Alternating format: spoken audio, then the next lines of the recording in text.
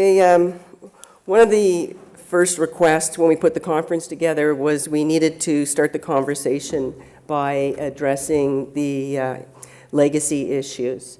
And with that, I contacted Angela at Intera. So they have put together this opening panel on addressing the past. And I would ask that Jennifer Hayden come up. She was going to moderate the session and introduce everybody. So if you'll please welcome Jennifer Hayden.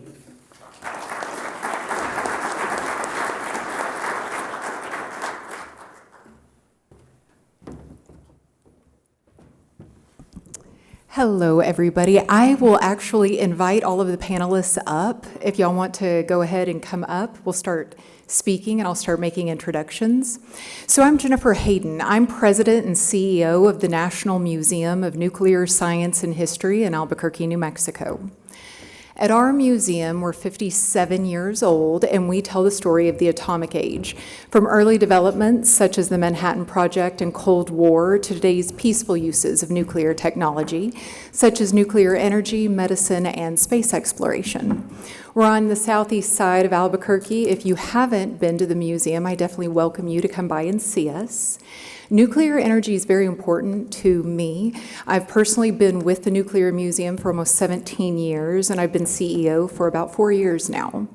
We do an incredible job telling the story of the Manhattan Project and Cold War, but we are currently working with a number of industry partners to revitalize the energy exhibition area, which will be completely redone in the fall of 2027. So again, you can come and see us soon, and then maybe next year, later in the year, to see a little bit more of the new exhibits.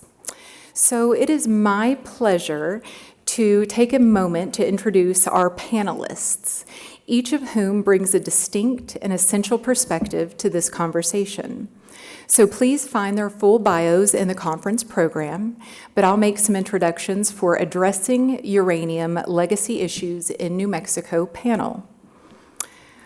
Our first panelist is Ashley Arosa, a senior environmental engineer and licensed professional engineer with Intera in Albuquerque. Ashley has 15 years of experience in uranium mine characterization, reclamation, and cleanup in New Mexico, and currently manages cleanup of an abandoned uranium mine for the New Mexico Environment Department. Ashley, welcome. Next is William Frazier, also known as Bill, Site Manager and Amtrica Title I Program Manager at the U.S. Department of Energy's Office of Legacy Management in Grand Junction. Bill is a licensed professional engineer, a Persian Gulf War Navy veteran, and a member of the Navajo tribe, bringing both federal program leadership and deep personal connection to his work. Bill, thank you for being here. Of course. We're also joined by DJ Ennis, Program Manager for New Mexico's Mining Act Reclamation Program at the Mining and Minerals Division in Santa Fe. With more than 30 years of experience in environmental consulting and regulatory oversight, DJ oversees the regulation of active hard rock mining statewide and plays a central role in planning and addressing legacy uranium cleanup sites. Welcome, DJ. Good morning. And finally, Stephen Etsitty, Executive Director of the Navajo Nation Environmental Protection Agency. Director Etsitty was appointed by Navajo Nation President Boo Nygren in 2023 and previously led the agency from 2003 to 2015. Before that, he spent nearly 2 decades with the U.S. EPA in Region 9 and at the headquarters in Washington, D.C., making him one of the most experienced voices in tribal environmental protection in the country. Director Etsitty, we're glad you're here. Good morning. Good morning. So let's dive in to the Addressing Uranium Legacy Issues in New Mexico. So this first question is to each panelist. Who are the most critical stakeholders in legacy uranium sites, and where have you seen collaboration succeed or fall short in practice? And we can just start right here with Bill and move our way down. Well, thank you, Jennifer, and just want to take the time to thank Intera for inviting me to I felt that it was, I felt almost like my obligation, since Intera has been so nice for a site I had out at Elbar, which is near Laguna, and they've been very helpful on helping me with that site. And I could just get right into that on that point, being that, you know, we have a lot of sites that we have within the legacy program. I'm out of the Grand Junction office, field office out of the Grand Junction, Colorado. And we oversee the UMTRICA program, both Title I and Title II throughout the country. And a lot of times we have these sites that get turned over to us, and there's not a lot of good record keeping that is provided for these sites. In fact, I have a site out in Tuba City where we have a uranium plume that's happening, and we're trying to get down to some of the infrastructure that is going on out there to revitalize the treatment plant that went down back in 2014.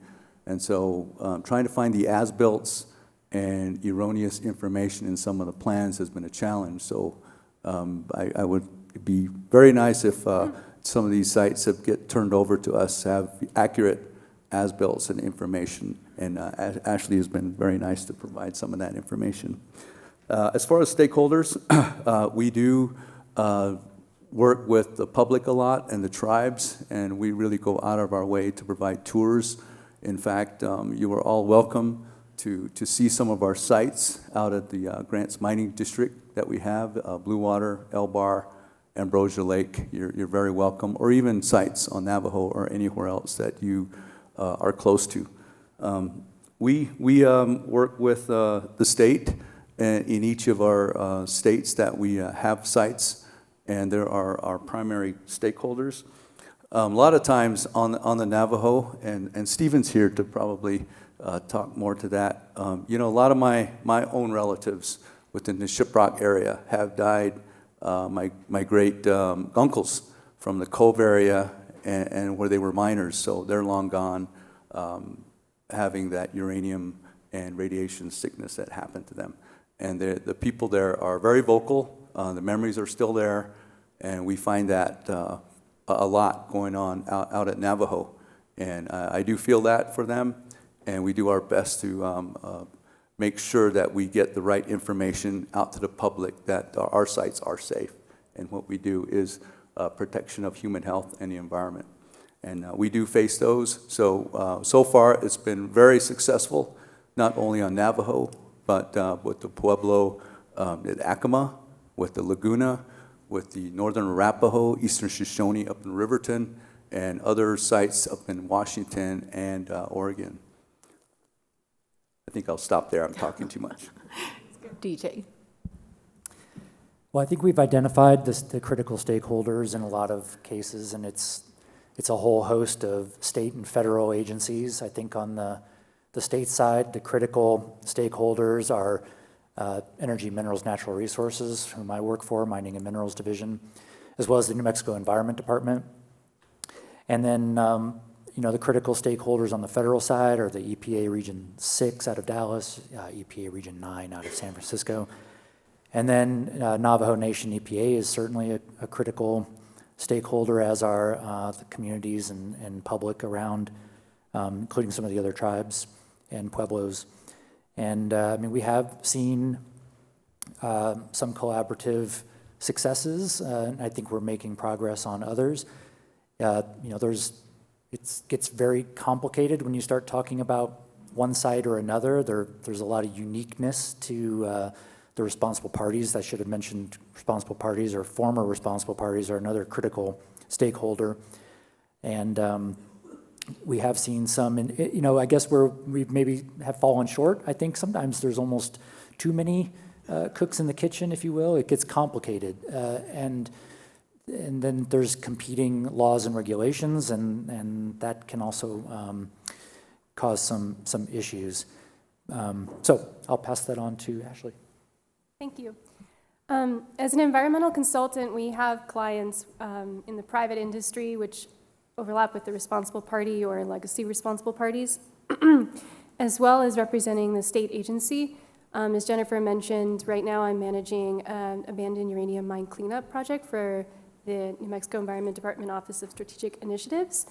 And with that project, one of the key stakeholders are the landowners. And it overlaps with some of my work that we've done for our RPs as well.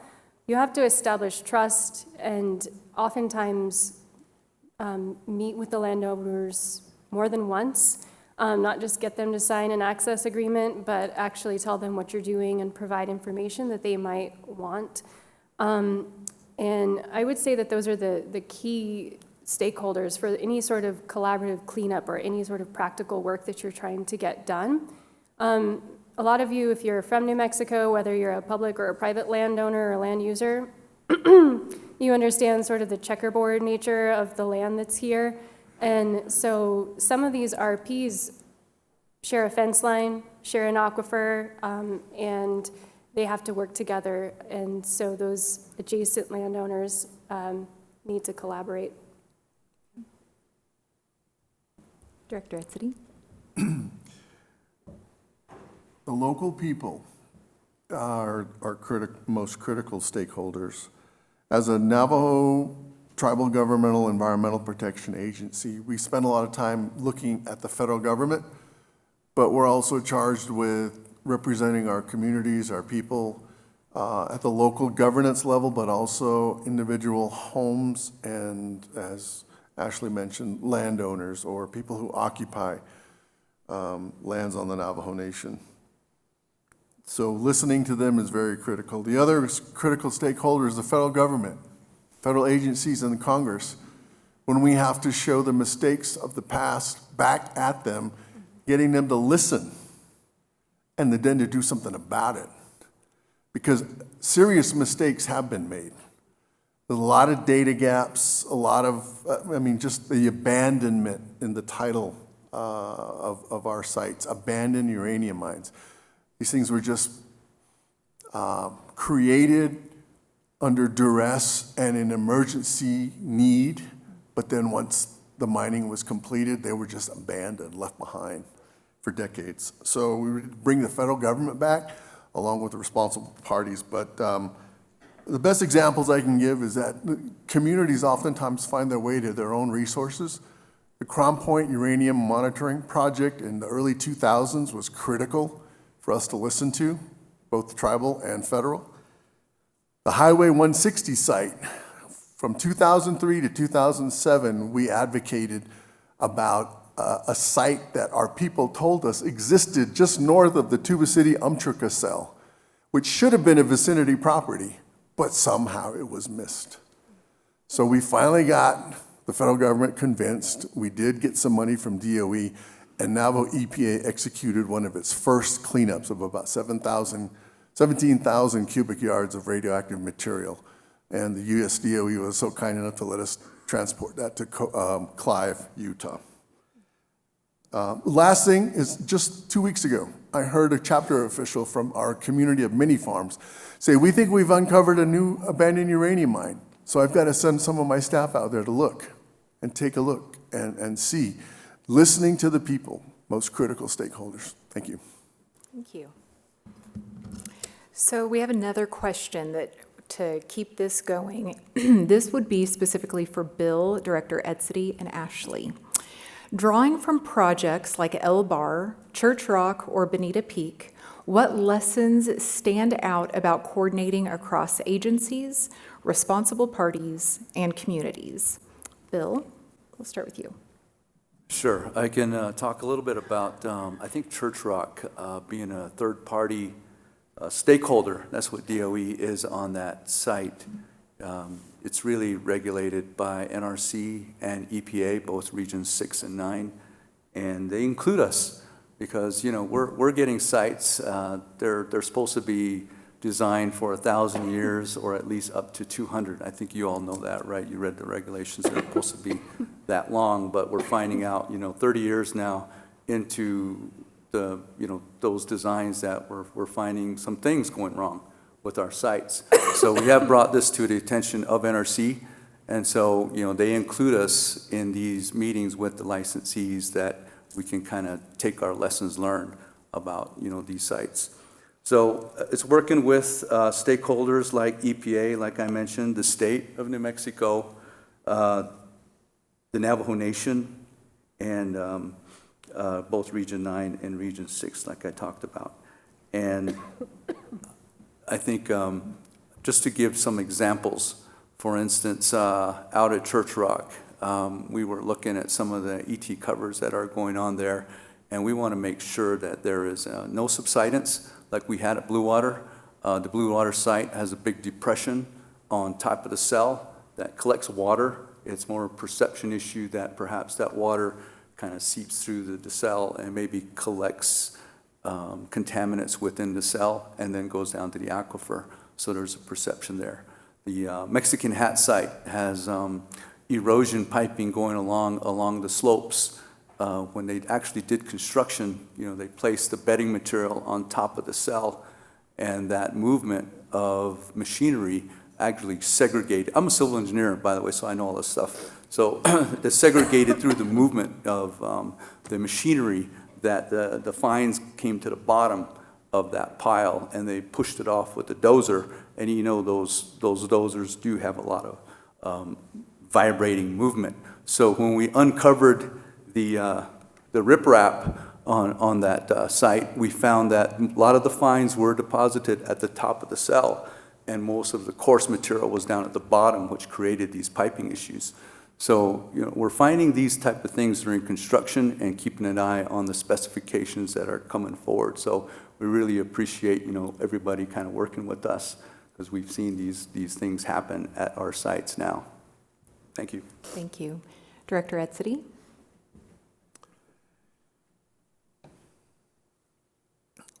I guess the main lesson is just trying to establish trust and in maintaining that.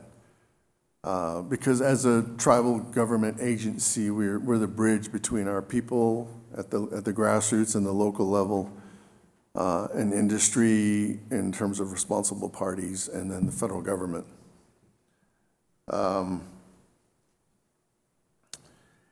I guess the important lesson is establishing consistent and well trained and staff internally who are willing to learn, because there's always twists and turns. You think you finally have a handle on some things, but then there's always new twists and turns. So having a component within our own Navajo EPA that can update itself and work with new information, and at the same time keep pace with all the technical aspects that these responses take, even though they take a long time, sometimes decades-long responses. We've got EPA and their technical people, EPA and their technical contractors. We've got responsible parties now, and they bring contractors galore. And so it's really going to be about having an internal staff that has the capacity to learn and become good at interfacing with all of this technical information, and then continuing to learn.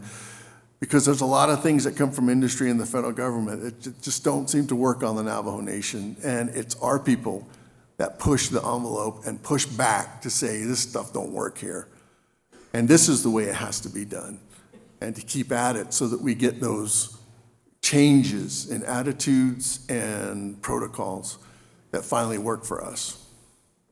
Very good. Ashley? Yeah, I just wanted to mention something that stood out to me in the last decade or two, excuse me, would be sharing the groundwater model, sharing that technical data across the different responsible parties, and how that technical information is really key to understanding the big picture. Very good. Thank you so much. So this is a question that I believe a lot of people will be interested in. This one would be for DJ and Director Etsitty. What funding mechanisms are available for cleanup and how do they drive implementation? Director Etsitty.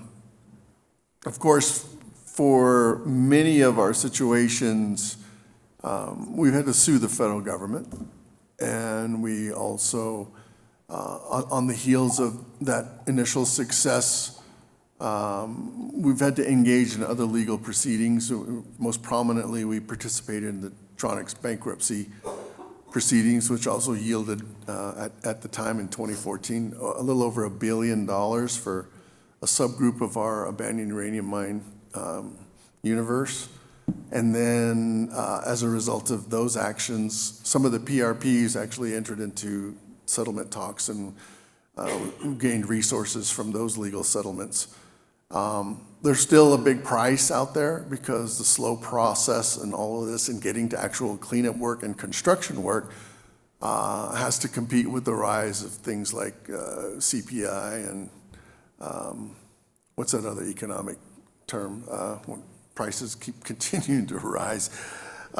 Construction is going to, it has been outpacing our ability to obtain more resources. Inflation, that's the word I was looking for, is one of our biggest competitors and challenges to overcome. But we still have to go back to the federal government for much of the cost for cleanup, and it's difficult to do. So one of the other funding mechanisms we're now trying to explore is actually developing remedies where we have a technology that might lend itself to resource recovery, and we might be able to find a way for some of these remedies to start paying for themselves, really reducing the tax burden on the American taxpayer. But for the most part, everybody enjoys the freedom that we have in this country that many tribal nations across the country contributed to. The Navajo people contributed to the fuel that supported the military efforts in the 20th century and the burgeoning nuclear industry, which we're now talking about today. I think the funding mechanisms are equally as complicated as the individual sites themselves. The funding really depends on which site you're talking about, what the land status of that site is, if there's a responsible party or not, or whether it's a truly abandoned, where there's no responsible party. So the funding mechanisms are largely enforcement actions from the EPA to responsible parties or prior responsible parties, bringing those parties to the table to implement their reclamation plans, their ECAs and remedial site assessments. And all the way to, as Director Etsitty stated, the settlements like Tronox is for a certain subset of mines out in the Ambrosia Lake area, but not all of them. It's only for the ones that were for that particular company. And then we've had lately here, the New Mexico State Legislature has really stepped up to fund 2 environmental or uranium coordinator positions within the state, one for MNERD, one for NMED. And also funded to the tune of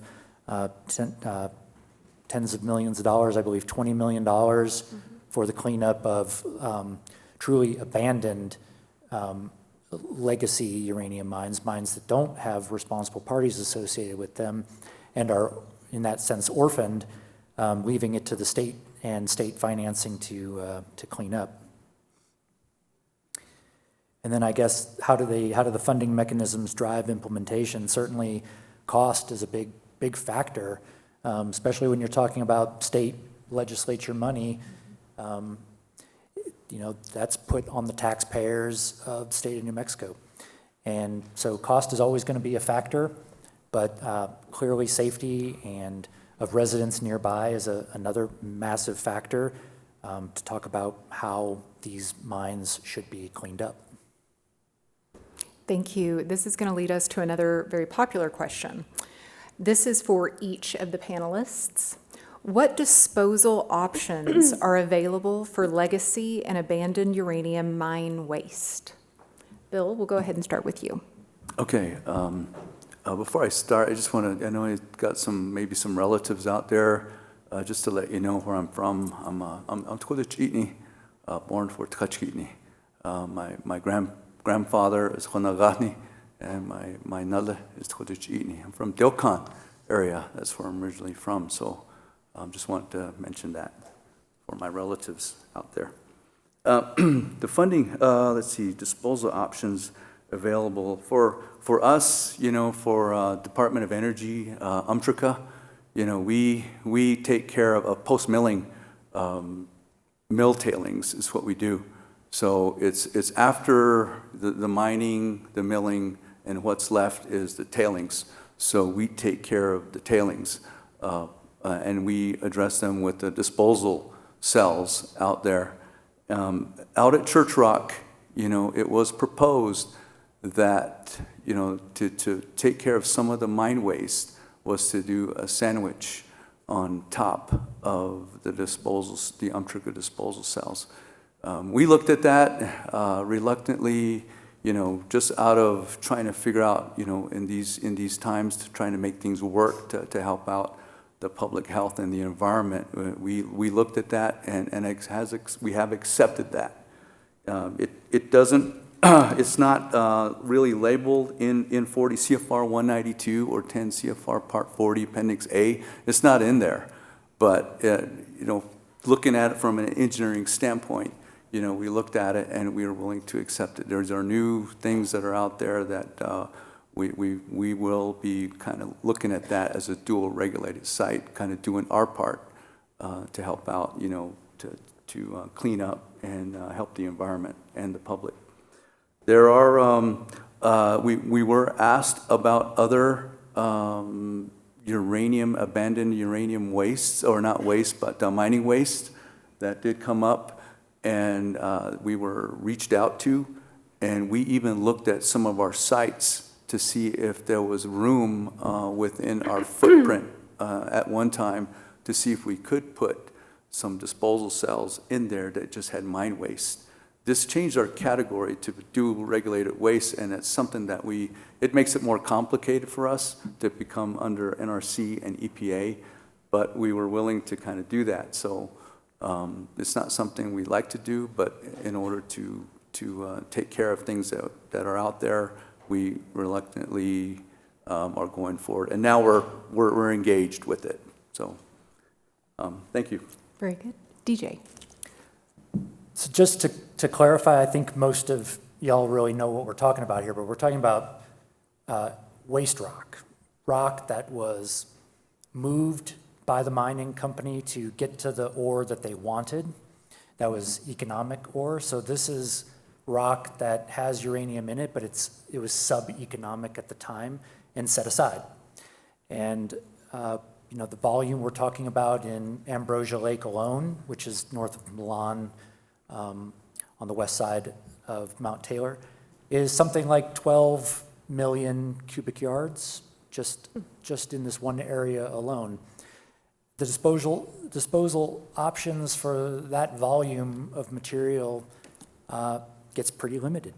And it gets pretty limited to what your options are based on the cost of those implementation selected alternatives. In essence, tailings that Bill and NRC and DOE deal with were more or less contained in the tailing impoundment, but this is the rock that was moved aside and set aside, and at the time there really were not regulations prohibiting that. So we're reeling from the lack of regulations in those days to the millions of cubic yards of this material left behind. Disposal options are, like I said, pretty limited. You can cap them, scrape them together, cap them in place. You can build a repository and bury them. You can ship them someplace to also be buried or covered, or you could ship them to a facility to process it, like the White Mesa Mill, although you have to keep in mind that this is sub-economic ore. So it gets challenging. Yeah. DJ covered most of the disposal options that we are looking at for the AUMs. Like you said, there's the option to cap in place, or haul off site to a licensed permitted facility. Personally, my preference is to not have a ton of little dumplings, is what I call them. You know, we have hundreds of AUMs here in New Mexico, and if you had a tiny disposal cell at each of them, it becomes hard to track, and then there's always the long-term monitoring or long-term liability aspect that complicates things as well. I'll say that that's a major factor in the cleanup program that's being actively developed, actively looked at. We're looking at different multi-agency collaboration and what really makes the most sense for the state of New Mexico. But yeah, the abandoned uranium mine waste, just it's a tricky waste product, like DJ was alluding to. Doesn't really fit the criteria of many of the other disposal options that we're used to talking about. It's not 11E2, it's not processed material, it's naturally occurring radioactive material, or just waste rock that has really, really low, low-grade material, like you said. So it's complicated. Director Etsitty? While the material is fairly low in terms of its radioactive properties and the scale from natural ore all the way up to highly enriched uranium, it still poses problems, especially chronic exposure. It's been our experience. So it does need to be disposed of properly. And currently, I've heard a lot of officials say to us that cap in place is the gold standard. But I want to mention what's in the title of our gathering here. You guys are using the word renaissance, right? Mm-hmm. So something in that word needs to be reflected in this whole area of how do we get to a better place in disposing. You know, we want to rebirth. We want past renaissances have always incorporated significant aspects of scientific rejuvenation and innovation in technologies. So I think that's where we need to look, because the current slate of disposal options are just going to result in the diminishment of our lands. As Ashley mentioned, proliferation of waste piles. It's not what we want in the Navajo Nation. We're blessed with 27,000 square miles of land, but if we have to take more of that for disposal and then long-term maintenance into the billions of years, we're never going to be able to get the full use of all of our lands. And that's one of the envisionments, the things that drive us. We want to restore as much of it as possible. It makes sense. We think that there can be better ways, and we even codified this in our law. We have our version of CERCLA, and our preference includes a preference for using treatments that are practically available and for removal actions. Now we have to face NIMBY attitudes all around us, just like everybody else does. But we need to come to the table and make some decisions about some of the lands in our areas that are most capable and most suitable for this, and that makes sense.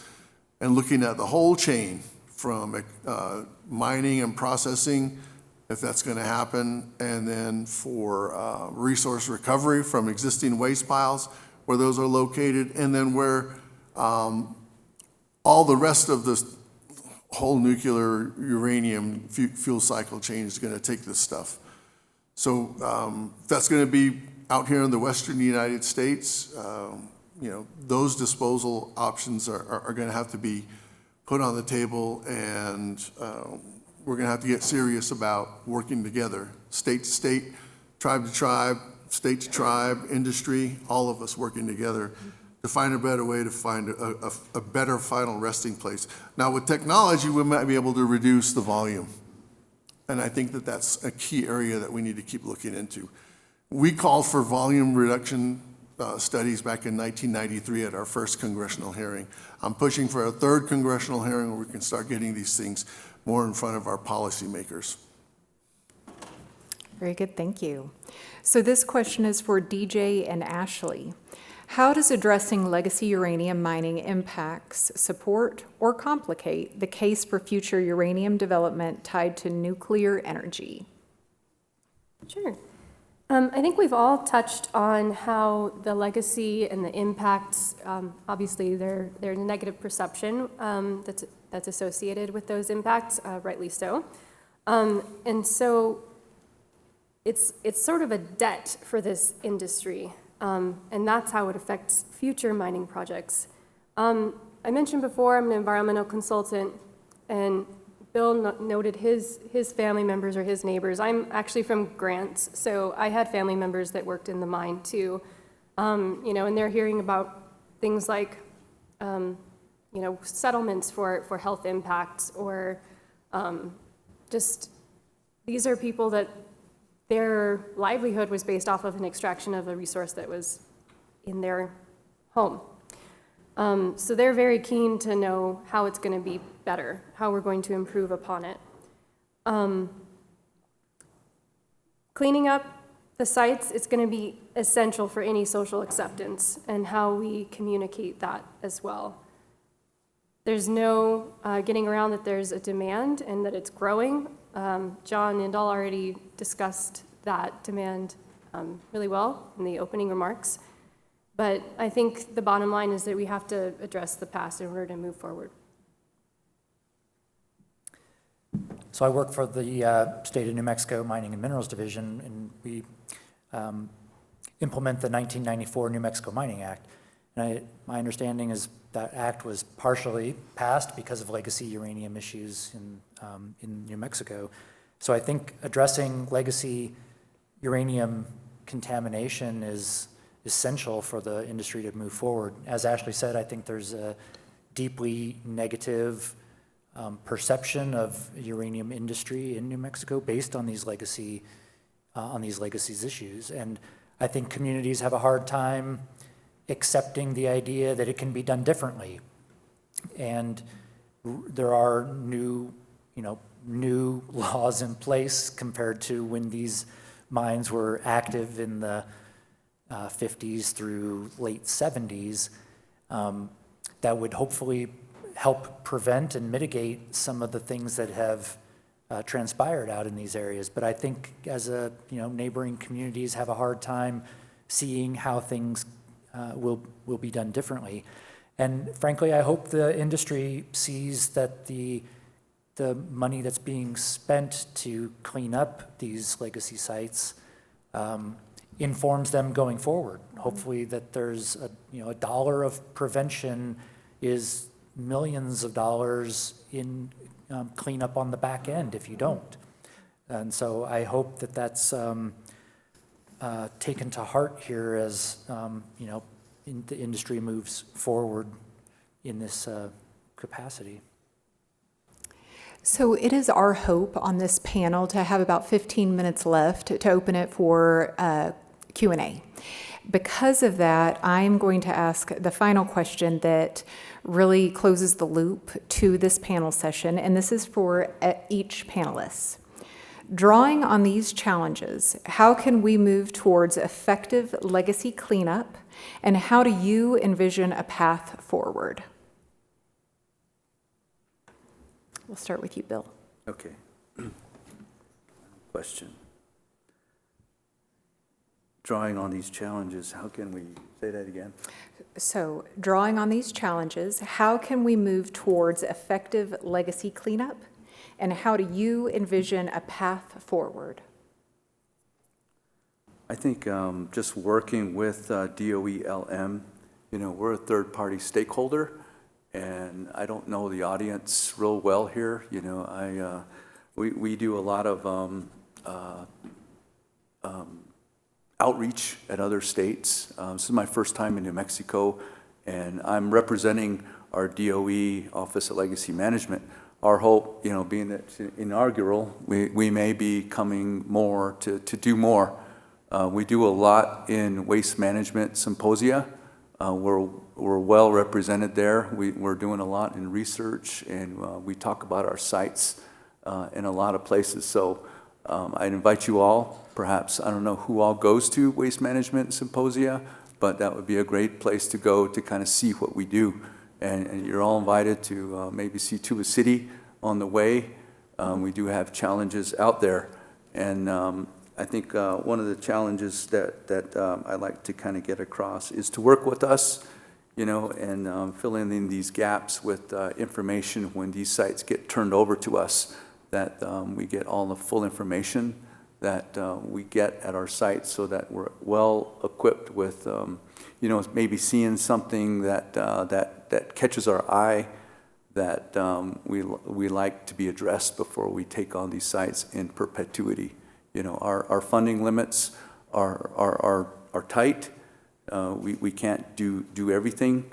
So, helping us kind of address these problems before they become large is really a great thing. So thank you very much for your time. Thank you. DJ. There are certainly lots of challenges. I think we're still navigating some of those. We've figured out some other challenges. Collaboration is certainly key between state agencies, federal agencies, communities, Navajo Nation, other interested parties and stakeholders. So I think we're moving forward. I think to Ashley's point, so we don't end up with a bunch of individual repositories or dumplings. How to envision a path forward, I think, as Director Etsitty said, the federal government was really the driving force behind uranium mining, and I think the federal government really has a opportunity here to help facilitate more regional repositories to prevent little dumplings from existing scattered across New Mexico. I'm glad you liked that term, and to be clear, I'm I do stealing it, for like sure. dumplings, just the kind that you eat. And I'm going to echo another word that you just said, which is collaboration. As an environmental consultant, we're in private industry. We have competitors that are doing similar work.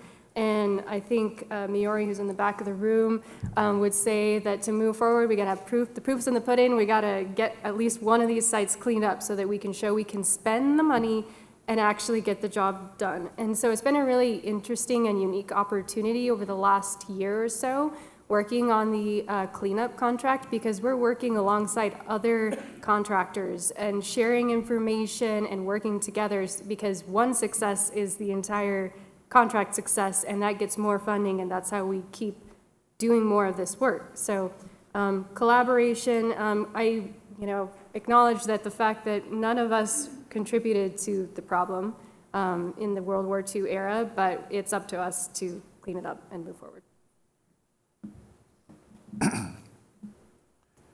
Our biggest challenge is trying to move the federal government in the direction we see best satisfies our need. Our Navajo Nation government will determine in the future if we're going to continue our current moratorium on new uranium mining and processing.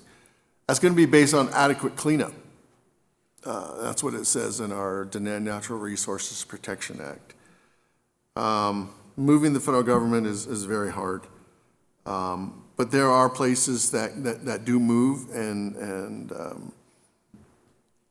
admit that things that we propose can work on the Navajo Nation actually can work and do work. But in addition to relying solely on the trust relationship that we have with the federal government, we've now opened ourselves up to working with members of the industry here. We developed what I call our nascent public-private partnership with several companies, and we're hoping to use their ability to move a lot faster in more nimble fashion. But in the end, we all end up at the doorstep of DOE, DOI, US EPA, and Congress. And I think moving forward, as was mentioned, abandoned uranium mine waste is kind of a difficult thing to really characterize. And I think that attempts like the Good Samaritan Act that was enacted under President Biden, which is still being developed for its full implementation, is a good tool. And then the Legacy Mine Cleanup Act, which almost made it out of Congress in 2024, but we're looking at Representative Eli Crane to push it the rest of the way. It's already passed the Senate. We're looking for a good legislative framework to begin putting in place, how we're going to deal with the remaining challenges going forward. I guess the last thing I'll say is the the need to do all this is, it needs to happen yesterday. And I don't know how we can continue to move forward, especially when we have a leader that has expressed in executive orders many of the avenues to go forward, especially in innovation and trying to get things addressed in terms of getting our energy situation in a much better standing in the world. But the federal agencies are slow to respond. It seems that's been our experience. And we just need to keep banging on the doors and trying to make these words that are in executive orders and in legislation actually turn into real projects. And that's been the frustrating part, because there's still not one complete cleanup that has been that has happened on the Navajo Nation, even though we've had small actions that remove material, but it's usually just moving material from one location to another location without any permanent resolution. So we just need to keep pushing, and hopefully we can work together more and more in terms of the partnerships between government and the private sector. Very good. So as Janet had mentioned earlier, I do believe there is, oh, I see it. The gentleman is waving right over there. There is a microphone in the back. We are going to open this for Q&A. If you have a question for a specific panelist, then please direct your question to that person. And we are open for questions. Oh, there is a gentleman right over here. Was someone also going to carry around a microphone? Yes, if you want to come over here and stand, or you can speak over there, sir. If you want a microphone, we'll bring it to you. He may be loud enough. We can see. Your call. Why don't we do that, folks? Save some time. If you want to speak, you might want to come here and just get in line real quick. We're going to run out of time pretty quick, and we really want to hear what you have to say. So.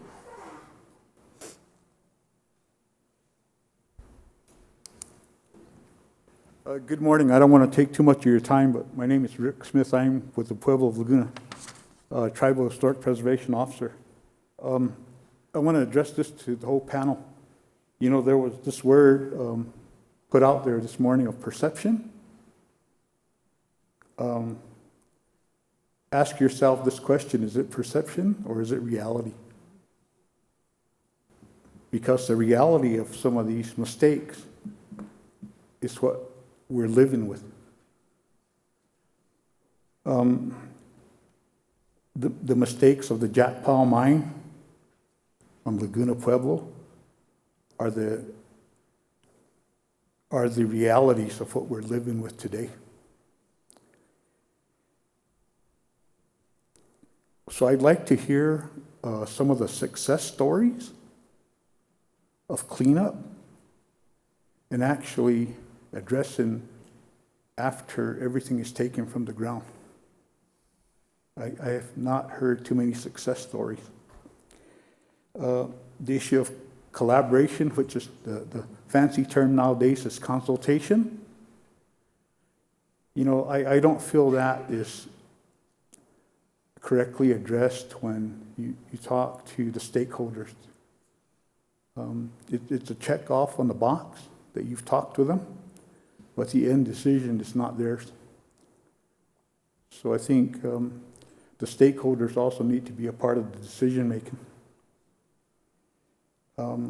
The cleanup, you know, the federal government is responsible for this, but the federal government doesn't take on that responsibility. A lot of this cleanup and these efforts are asked to be funded by tribal nations. I appreciate Director Etsitty's comments this morning, because all tribal nations that have minerals like this, like uranium, are being impacted, not only one nation. So when you look at the decisions or laws of today, those laws of today are all for the latecomers. They benefit the latecomers. But there's very little laws that protect the original stewards of the land.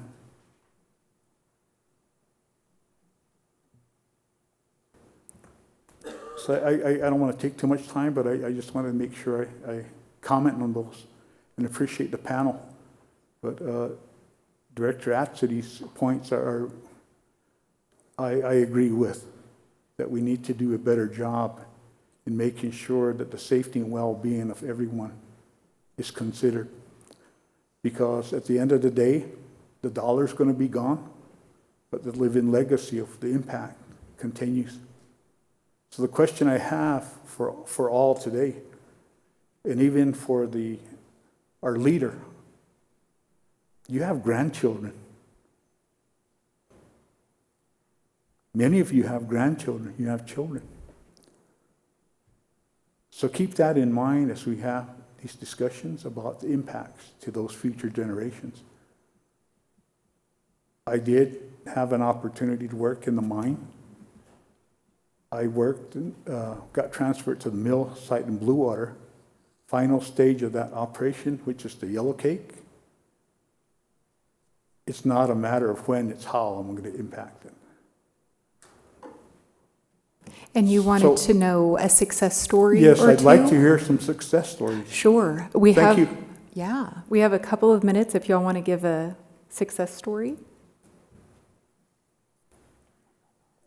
I guess I can, well, Go ahead. do you want to go? Well, I first? wanted to actually just thank you for mentioning everything that you did. And I think I was the one that actually said the word perception, and I followed it up with well-rooted. It is reality. I live here as well, and I appreciate everything that you just said. And that's a big part of why we're here, to talk about what needs to be done to address what happened in the past. And it is going to take a lot of working together and being mindful of progress rather than just the self.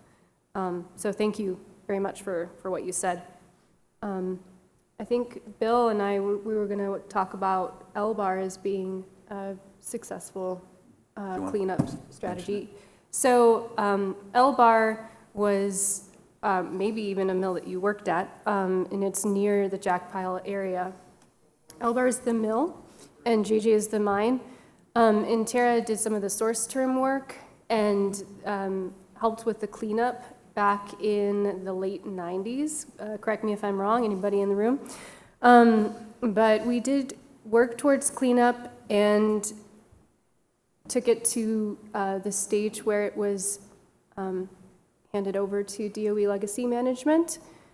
And I would say that's the relative success story there. It resulted in ACLs, so alternate contaminant limits, concentration limits, thank you, and is still monitored today, and it is directly adjacent to the mine.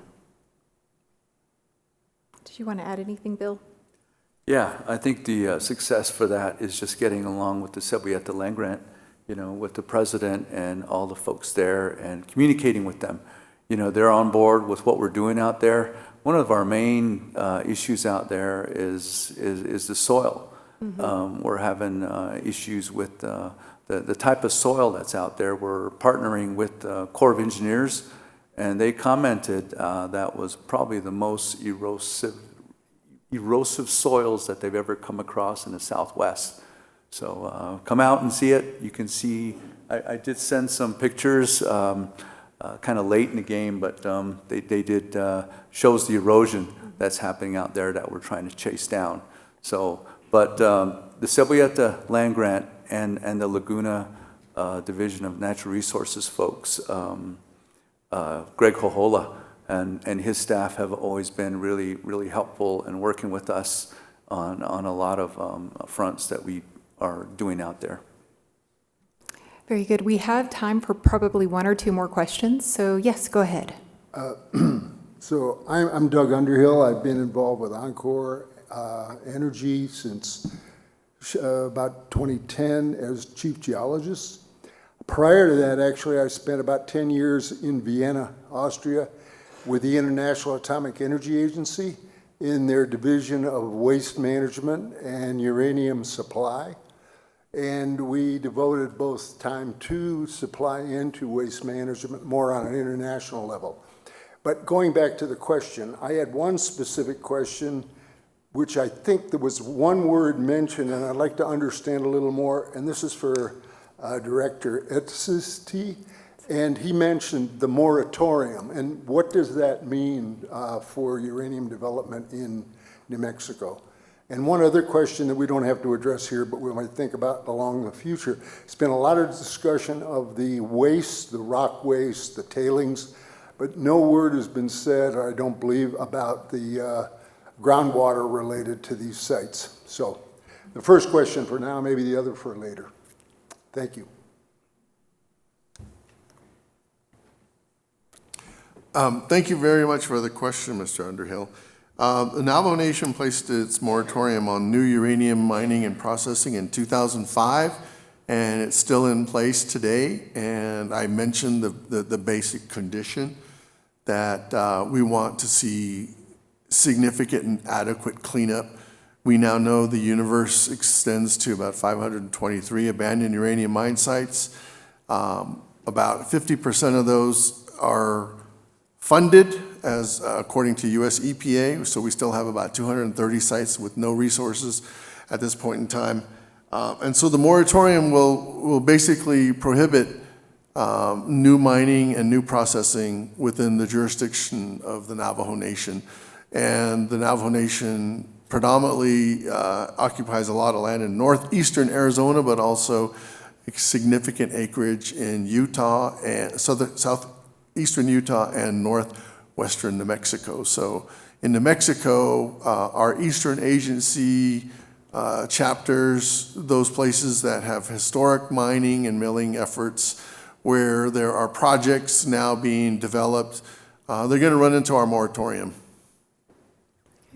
Last thing is, we think that groundwater risks are definitely going to be part of this whole push on new technology and what we have in terms of this remedial technology, which will be presented later in this conference. And that's one of the major differences that I see in current remedial projects. There's really not a real concerted effort to look at the long-term risks, especially when you have to monitor a cap-in-place site for billions of years. But we're hoping to get to more permanent removals and to make any material that has to remain under long-term surveillance less a threat to groundwater by making the waste less leachable. And we think this technology can be verified to demonstrate that it can do that. Thank you. One more question. Thank you, Yate. My name is Leonard Sosi. I'm with Eastern Navajo Land Commission in Crown Point. We have a situation in Thoreau chapter, near Thoreau, New Mexico, and that is that a repository is being planned by the US EPA without the consent of the community. In fact, the indigenous community there, the Navajo community, have passed a resolution against it. But the US EPA continues to push it. And so maybe this is because of the misnomer that this is Navajo waste. This is the Navajo people, neither the Navajo people or the Navajo government ever produce any uranium waste pile. And so I wish we would stop calling it that. And so how do we, I realize the statement of Mr. Etsitty saying that, you know, the federal government is hard to push. But when you have a federal government that thinks that it knows better than the indigenous community, what suggestions do you have to convince the federal government that they are wrong, that they should listen to the community there on what they want to do with the uranium waste pile around them? So there have been many suggestions from the people, but it appears that the US EPA has this paternalistic attitude that they know what they're doing, they know what is best for the indigenous community, and so therefore they keep pushing it. And we have a problem with that, and so long as they have that attitude, it's going to be very hard to resolve these issues. Thank you. Thank you. Who would like to take that on? Director Etsitty? This is not a softball question. This wasn't pre-planned. But basically, our experience so far with the circular process has gone all the way back to the 80s, starting with preliminary assessment site investigation work. Our 1993 congressional hearing gave us more resources. 2007 congressional hearing gave us even more resources. And what we're learning now in terms of this cleanup process, where we're now looking at remedial investigations and feasibility studies and ECAs, engineering evaluations and cost analysis assessments. There seems to be a very critical bullet point that's often presented to our communities during these outreach efforts, which says community acceptance is going to be vital to our final decision, when it really is just a check the box process. I've even gone up to Silverton, Colorado, and talked with people who live there in Silverton, Colorado, who are watching and participating in the cleanup of the Gold King mine spill and 47 other mines in the Bonita Peak Mining District, which is one of the most recent NPL designations that EPA made in 2015, 2016.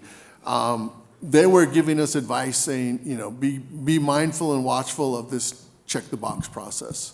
So moving the federal government, I think we really need to find a way to reform these things that we're just seeing as rote, where the people come out from San Francisco, Denver, Dallas, from US EPA regional offices, and just moving these projects through the circular process by just putting things out there. I mean, you have thousands of pages to comment on in initially a 30-day period. I asked for 90, I got 60 in the end.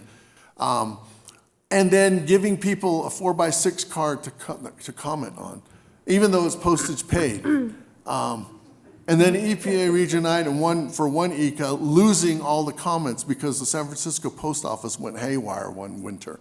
So anyways, figuring out how to change this check the box process, I think, is really, really needed. It's going to help both of us, all sides, all parties involved, industry, government, and the federal government. So per my 2 teenage boys, I am nothing if not a stickler for time. So I'd like to thank you all for listening to our panel. I know a lot of the panelists will be here for the rest of the conference if you do have additional questions. Thank you.